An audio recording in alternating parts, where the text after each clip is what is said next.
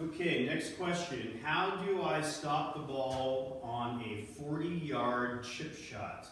I would say 40 yards would probably be more into the pitching category.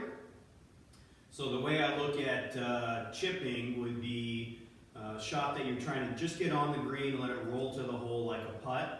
And then we've got more of the pitching where we're trying to get the ball to launch maybe a little bit higher so that you have a steeper land angle. So the first answer would be increasing the launch angle of the ball, irrespective of spin, would help you increase the land angle, steeper land angle, ball will roll as far, okay? So hitting the ball higher would be way number one.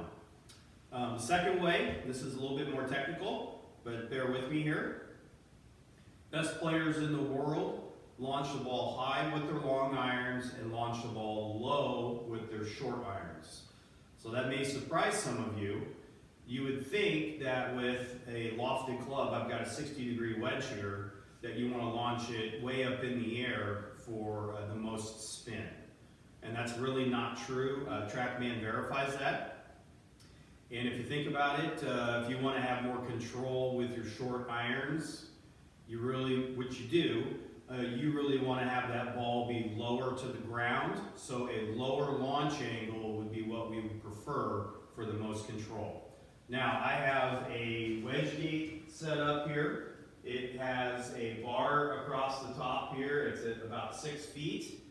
And I'm about 10 feet away from it, which is about the right combination. And really what I'm trying to do is, in order to increase backspin with a 40-yard pitch shot, TrackMan tells us that we need to launch the ball at about 28 to 30 degrees. Well, if you think about it, this wedge is 60 degrees aloft, but I'm trying to launch it 28 to 30 degrees. Something dynamically through impact has got to be happening in order for this to actually launch a little bit lower, okay?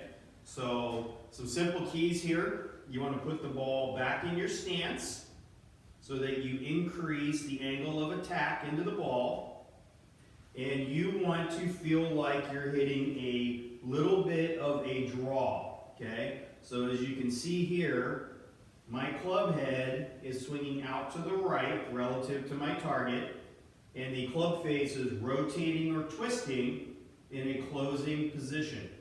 And what this is going to do, it's going to help me come at it from a shallow angle of attack, so I'm not taking a deep divot.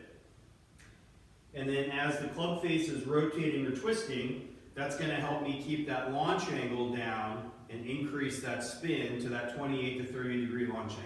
So let's see how I do.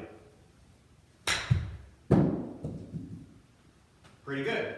So TrackMan would tell us that we had pretty good spin rate on that for a 40-yard shot. Thanks, and keep the questions coming.